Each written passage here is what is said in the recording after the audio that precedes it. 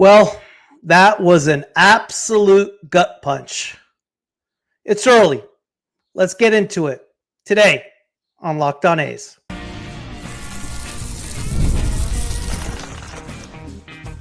You are Locked On A's, your daily podcast on the Athletics, part of the Locked On Podcast Network. Your team every day.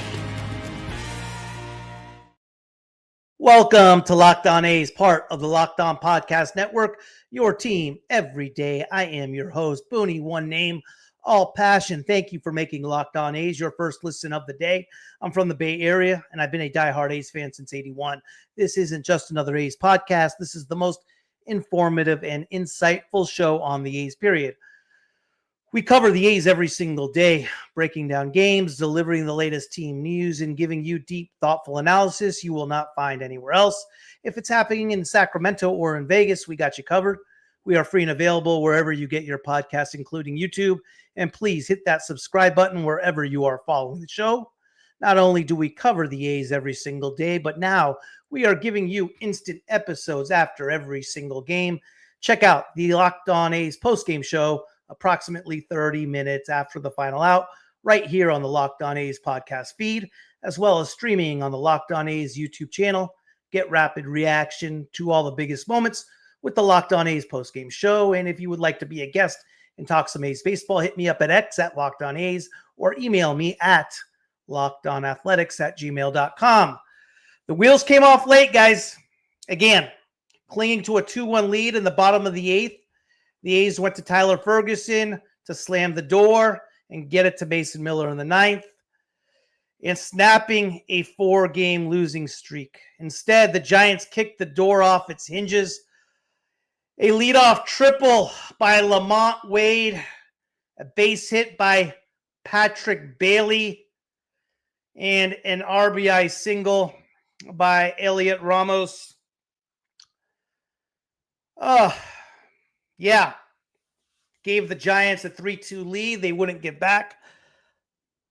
Giants closer Ryan Walker came into the ninth, went 1-2-3, and just like that, the A's handed another winnable game. And with it, the Giants walked off with a 3-game sweep and a lot of bragging rights. Oakland's bullpen has been really, really bad as of late and most of the season. And today was no different. The offense is another story. The offense has been struggling incredibly. It wasn't just a loss. It was yet another missed opportunity to change the tone. And right now, that tone sounds really, really silent. Oh my God. Yes.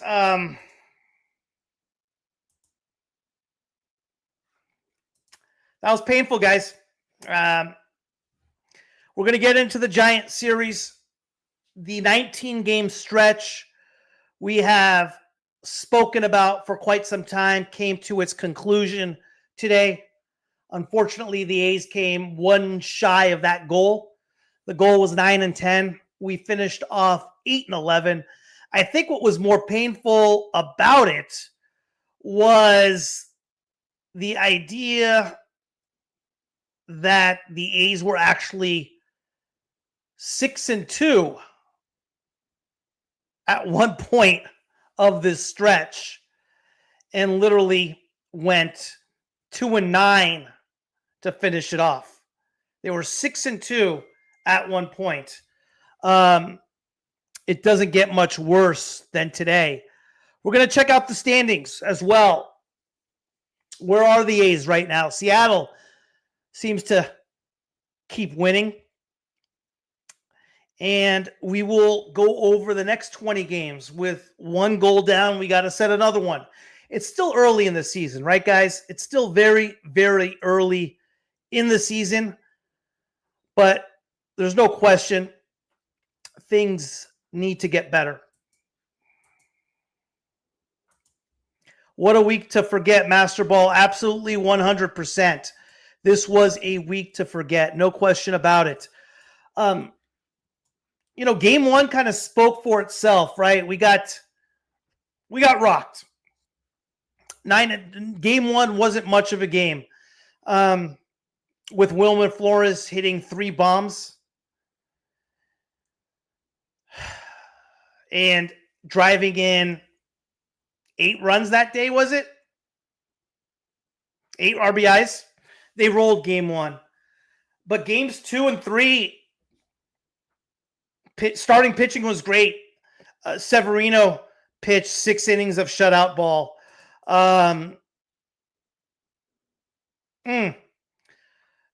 Jeffrey Springs was lights out today. 6 2/3 of 2-hit ball. His only run he gave up was the leadoff home run to Ramos. The hitting was just atrocious all series long, guys. I mean, Jacob Wilson, 2 of 11. Tyler Soderstrom, 2 of 12. Brett Rooker, 1 of 12. Langoliers, 0 of 9. Butler, 2 of 9. Andahar, who was not in the lineup today, was 2 of 7. Blade, 0 of 8. I predicted Blade would have a great series. Boy, was I wrong. Nick Kurtz, 0 of 10. Urias was probably our bright spot. It was 3 of 10.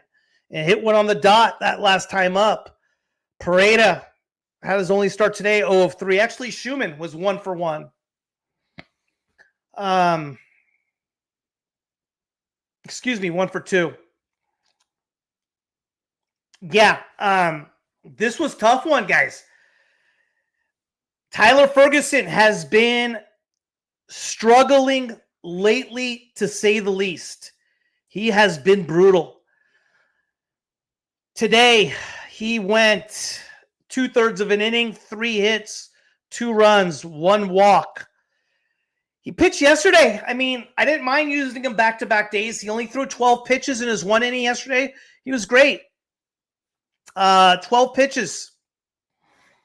Against the Dodgers, though, he had a hard time as well. Against the Dodgers, Ferguson had a rough time. He pitched only 1 game, 1 inning, 3 hits, 5 runs, 5 earned, 2 walks. Against the Yankees, he pitched 1 outing, 1/3 of an inning, because he pitched a lot against the Mariners. Remember, against the Mariners, he pitched 1 2/3 innings, 2 hits, 3 runs. 2 hits, 3 runs, 4 runs, 3 earned. Yeah. We can't really say much about the starting pitching. The starting pitching was there today. It all series long, it was just rough. It was just rough. Kotze is a joke of a manager.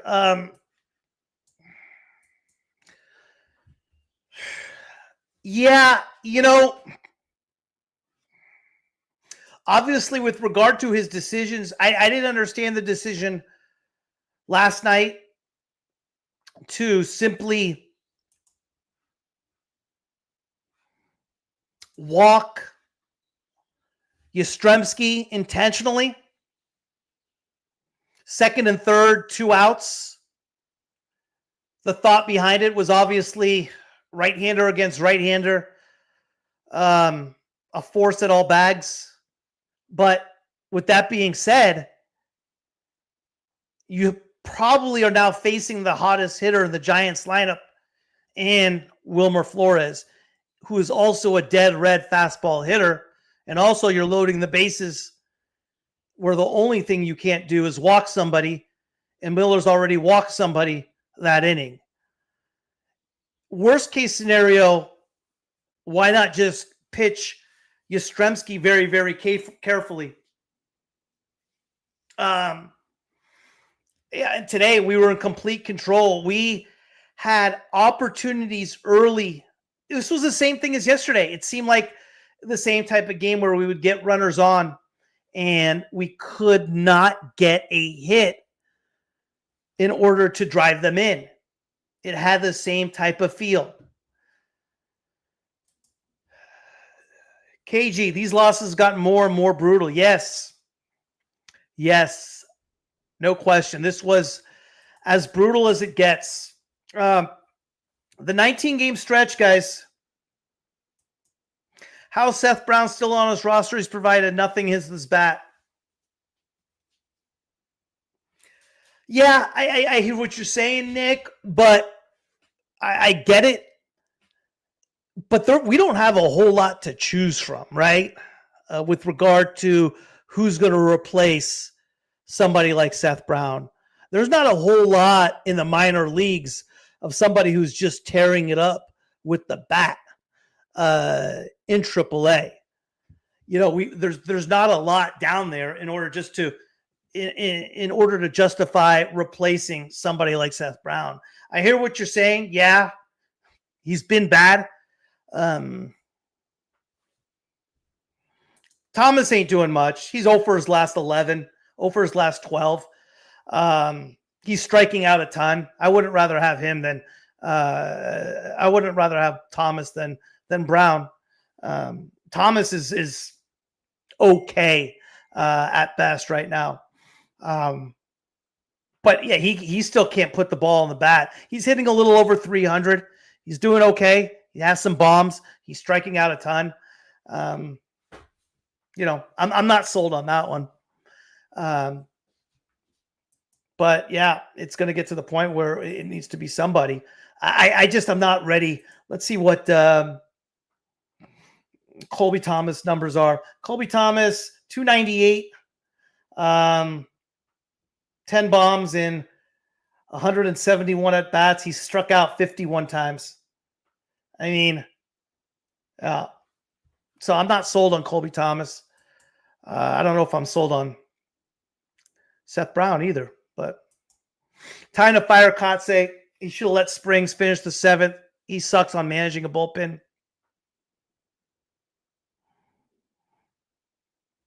Yeah, maybe. I don't know. You're still going to, but here's the deal, Bill. You're still going to Ferguson in the 8th, right? Ferguson's the setup guy. You're still going to Ferguson in the 8th.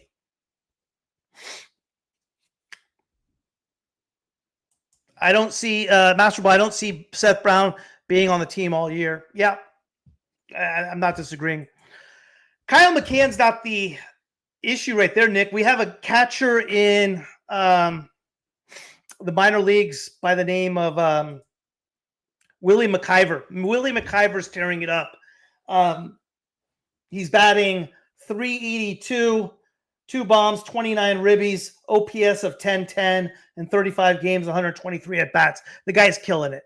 And yes, I would rather have McIver backing up Langoliers than Pareda.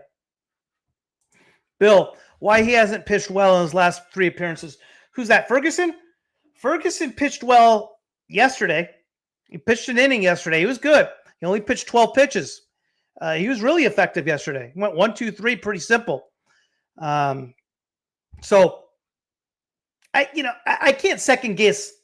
I can't guess the decision to go to Ferguson in that situation.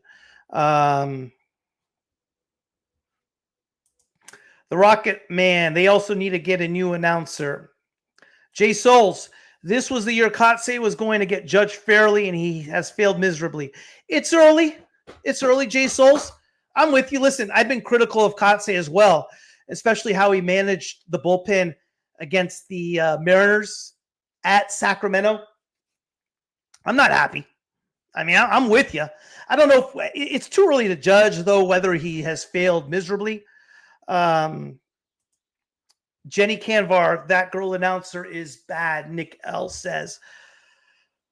They were better today, I thought, but yeah.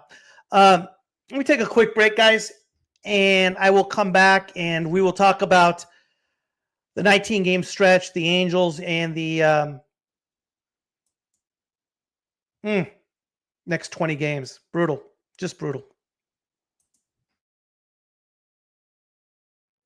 Looking for a snack that's both delicious and nutritious? Crack into a good source of protein with Wonderful Pistachios. Wonderful Pistachios is one of the highest protein nuts. Each 1 ounce serving has 6 grams of protein, giving you over 10% of your daily value. Plus, they are packed with fiber and better for you unsaturated fats to help keep you feeling fuller longer. Personally, I love the no shells variety. It's the perfect grab and go snack for busy days, whether I'm snacking at my desk, on a road trip, or just need a quick protein boost. They are always my go-to. And if you love cracking open every shell for that satisfying crunch, the in-shell options are a classic favorite. The fact that Wonderful Pistachios is a complete protein, providing all 9 essential amino acids. How these little green wonders pack a protein punch. No shells, Wonderful Pistachios for that grab and go ease, the satisfying crack of opening each shell. It's like snack meditation. Whether you are running between meetings or dropping off the kids, Wonderful Pistachios are the snack that works as hard as you do. Get snacking and get cracking with the snack that packs a protein punch. Visit wonderfulpistachios.com to learn more.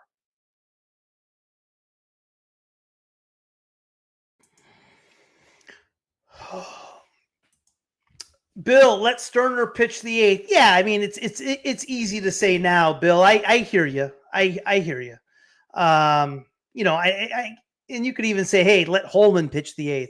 I thought they were actually going to go to Holman today too, because Holman hasn't pitched since Friday. So I thought they were going to go give the 8th to Holman, but hey, it's easy to say. Kotsay days are numbered.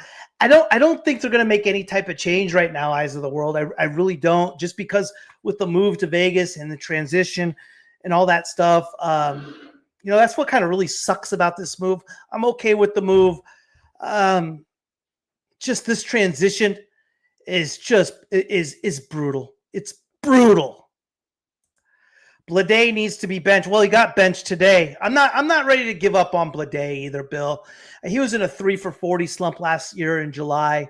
He came back hard. We have to have Blade to be successful, right? Nick, I thought we'd win around 75 games for the season, and I'm not too sure. You got to remember, this was a tough 19-game stretch as well. My A's bias, even we won yesterday and today, we still have offensive and pitching concerns. Seem like the team has zero confidence. Yeah, I've talked about that a while ago. You know, if you've been on here before, my biggest complaint about the A's has been its toughness. We're not a real tough team. We're not hungry. The team last year seemed a lot hungrier. It's easy to say right now, right? But right now we don't play with much of a sense of urgency. Rooker and Butler, you know, they were our stars. They haven't been good. Soderstrom has been bad as of late. And in our pitching, our bullpen's been awful. Really, really, really bad with this stretch. I mean, if you look at this 19-game stretch, I mean, look at it. See how many games we gave away, guys. Think about this. We started with 4 in Texas, right? We lost game 1 in Texas and came back with 3 straight wins. Excuse me. We won 3 out of 4 in Texas. We took 2 of 3 in Florida. Remember that one loss is when Miller had the walk-off against Kyle Stowers where we had a 2-run lead in the 9th. So it's been everybody that's contributed to that. I mean, we could complain about Kotsay last night and his decisions, but Kotsay didn't walk the leadoff guy either last night, you know? So it's been on the guys as well. And the guys haven't been leaving position player after position player. Shouldn't have been leaving guys on base and scoring position all night long. So Spring should have been left in. Yeah, Joe, I hear you, but it's still Ferguson's 8th, right? I don't think anything changes whether Spring stays in or not. Sterner's the last out in the 7th inning ends up being insignificant because it's going to Ferguson either way in the 8th. That's the whole thing. We got to stop leaving guys. That's the biggest thing right there, Cage. That's the biggest thing right there. We have done a ton of that, right? We have done a ton of that. Even if fire Kotsay, who would take this job? I don't expect Kotsay to be manager in Vegas. It's early, guys. We're talking about Vegas 3 years away still, fellas, right? We're still talking about Vegas 3 years away. But again, listen, we go 3-1 against we go 4-2 against the Marlins in Texas to open up the 6-game stretch. Then we win the first game against the Mariners. 5-2 we were. And then we lose the next 2 to the Mariners. We lose 2 of 3 to the Yankees. We lose 2 of 3 to the Dodgers. We get swept by the Giants. Just a brutal stretch of balls. Brutal stretch of games. I do want to show you guys something, though. Here is what we have done. Everyone complains about the pitching. The pitching's been bad. Here's our hitting over the 19-game stretch, right? Rooker, 224, 3 bombs, 7 RBIs. He struck out 21 games over that 19-game stretch. Soderstrom, 243, 21 strikeouts, 1 bomb, 8 RBIs. Jacob Wilson's been good, 338. Bleday, 186. Butler, 183. This is over the 19-game stretch. Langoliers, he's been good, 300, even though he had a really bad series. Andujar's probably been our most consistent hitter. Urshela, 240. Kurtz has struggled. 211, 23 strikeouts in 57 at-bats. Seth Brown, 222.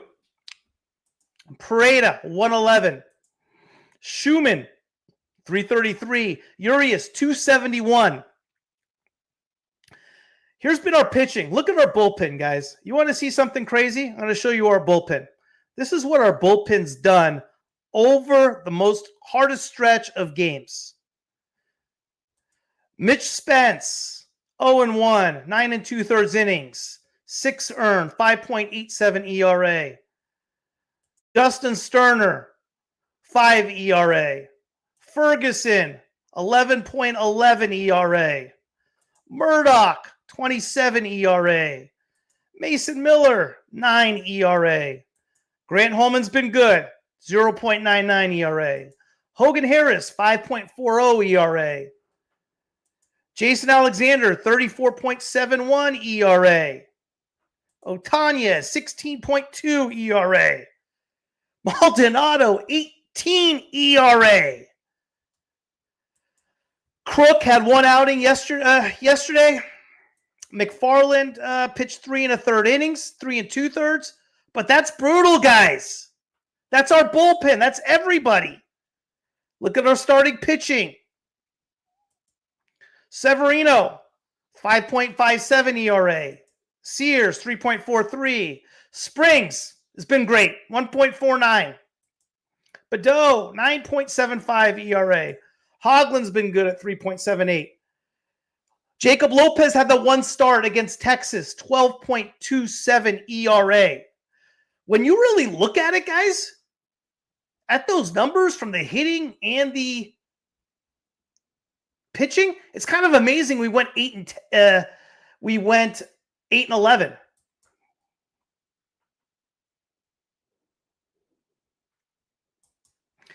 Bill, you're going to say all this year Akase should be here, but when we finish 69-93 and battling the Angels for last place, I'm not saying that, Bill. I'm saying we got to give them till the All-Star break.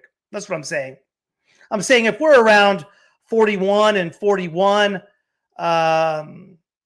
39-42, that's okay. That's what I'm saying, Bill. If we have another run like we've had lately, and over the next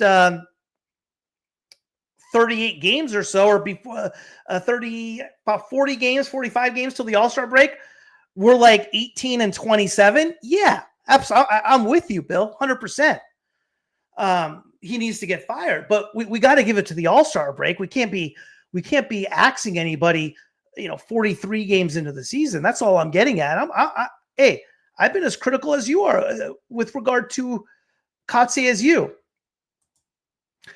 Nick, I don't think you can. Jay, no, I don't think we can. I don't think you can send Kurtz down. I think once you made that commitment to Kurtz bringing up, you got to stick with him now. I thought it was a mistake bringing Kurtz up. I like the excitement about it, but you guys got to remember, before Kurtz came up, he had his first 20 games or so in AAA. He was on fire. The 6 games before he came up, he was in a 3 for 22 slump. That's when they decided to bring him up. I thought that was a mistake. I think you got to stick with him now. You made your bed. You're there now.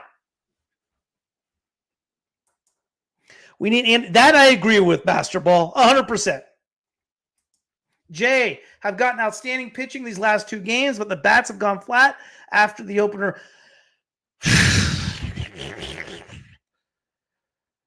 I'm going to take one more break, guys, and we are going to look at the next 20 games, set a new goal. We're all right, guys. It's early in the season.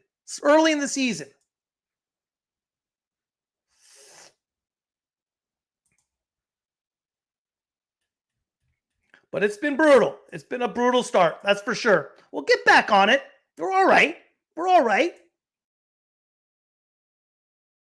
The NBA playoffs are in full swing, and every night delivers highlight-worthy performances, major momentum shifts, and can't-miss moments. Whether it's a game-winning shot or a breakout player, there's never been a better time to get in on the action. FanDuel makes it easy to stay in the game before tip-off and live with player props, performance trends, and same-game parlays. Fans have more ways than ever to play smart and win big. The Angels visit the A's this week in Sacramento, and I believe the theme will stay the same for baseball in Sacramento, which means runs. And I am going over in everything I see with runs. Rooker over, Soderstrom over, Wilson over, Butler over, everything over. If you see a batter and an over, take the over. How could a $200 bonus in bets add to the excitement if your first $5 bet hits? New to FanDuel, it's a perfect time to sign up. Head to FanDuel.com and place your first $5 bet. If it wins, you'll get $200 in bonus bets.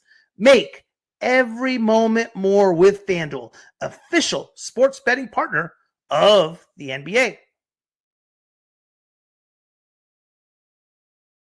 All right, guys, let's take a look at the A's schedule over the next 20 games, right? You kind of got to break down the season into parts.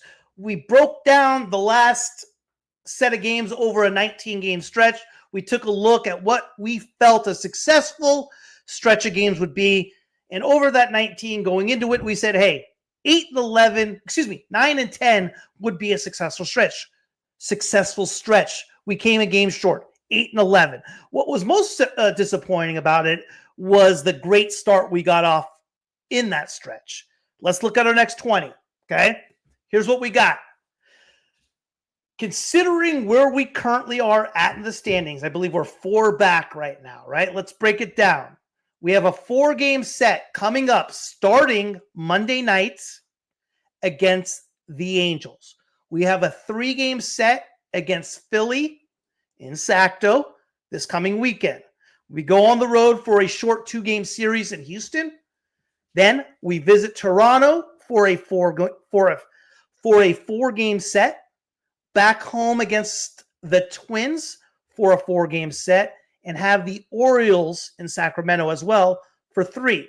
Now, we have JT Ginn back, and for the first time, I am very, very comfortable with our starting rotation from top to bottom. The hitting obviously needs to start coming around, and more importantly, we need to start winning at home. 14 games of this 20-game stretch is in Sacramento. The 20-game stretch isn't a cakewalk, but it's a lot easier than the 19-game stretch we just had. This is how I have it, right? 3 of 4 against the Angels, 2 of 3 against the Phillies, split in Houston and Toronto, split Minnesota at home, and take 2 of 3 from the Orioles. I think that is all doable if we play good, solid baseball. Okay? That would make us 12-8 over the next 20 games, and I think 12 games should be set for our goal. Now, given the fact that we didn't hit our goal, came a bit short, we got to add one on, right? We lose one there, we add one back. So I think 12 gets us at par. 13 makes up for this 19-game stretch in this latest absolute disaster. Nick, hey, if it's 7-13 over the next 20 games, then I'm with Bill, and it's time to make a change with regard to managerial position. So, these are all winnable games, man. There's something wrong with us if we go 7-13 over the next 20. You know how we play lately, though. Shoot, who knows what will happen. Tomorrow we got JT Ginn on the hill. Tuesday, Gunnar Hoglund. Wednesday, JP Sears. Thursday, Severino. So we'll see what happens, man. It's absolutely been a gut punch lately. Let me give you the official standings because I want to see exactly where we are. I've been trying to ignore this and just mostly concentrate on the wins. The games, and see what we have in front of us. That obviously, and of course, the Angels are going to sweep the. I mean, are we even ahead of the Angels anymore? It's nutty. It is nutty. I mean, this is when you know the world's just absolutely nuts. When Seattle goes into San Diego and sweeps the Padres, and the Angels go to LA and sweep the Jesus Christ and sweep the Dodgers, and we go to San Francisco and get swept by the Giants. I don't even know where we're at. Let's see where we're at right now. All right, American League West. I'm assuming the Angels are going to win because that's just the way it's been going for us. Oh, man. We are 5 games back of the Mariners as of right now. We are 1 game. The Angels are 6 games back, and the Astros and Rangers are 2.5 back of the Astros. We're 22-25, 47 games in. We're tied with run differential at -61 with the Angels. Wild card standings, we are slipping. We're actually okay. Wild card standings, Twins, Guardians, and Royals all hold the wild card spots right now. Astros, Rangers, 1 game back. Red Sox, Blue Jays, 3 games back. Athletics, 3.5 games back. Rays, 4 back. Angels, 5 back. All things considered, guys, it's not as bad as it could be. So, was the 415 and 510 love legit over the weekend, or are SF happy we're out of the Bay? I didn't like it. I thought it was I thought whoever thought of that idea, whether it's Giants management, media, shows how out of touch they are with what's going on. So I didn't think it was San Francisco from a business standpoint absolutely is ecstatic that the A's are out of the Bay Area. From a business standpoint and an ownership and a revenue standpoint, they couldn't ask for anything better. Mr. Frost, Matt Holliday, McGuire, Ron Washington. Mattingly is a bench coach right now. Barry Larkin, DeRosa, Molina, Thera available, want the job. Molina, Larkin expressed interest in managing. Eyes of the world, I hear you guys. I hear everybody and what you have to say. But you got to give Kotsay till at least till the All-Star break. And I don't know if anything will be done then. But, yeah, I mean, as far as us calling for, we got to as fans, we got to give them a shot till the All-Star break. I think that's fair, right? We can't judge them over a 5-game stretch against two of the toughest teams. A 6-game stretch. And I know before that it was bad too against the Mariners and the bullpen fiasco and all that stuff. So I get it. Oh, just 2 games painful, man. Just 2 absolute gut punches. Hey, that's all right. Let's start a new 20-game set tomorrow. Hey, that's all we have to think about, right? Starting tomorrow, 0-0. That's how fans got to think about it. 0-0 starting tomorrow. 0-0, right? This is done. Flush it. Nothing we can do. 0-0. Starting with the Angels tomorrow. Everything starts fresh tomorrow. We're all right, guys. We're all right. 0-0.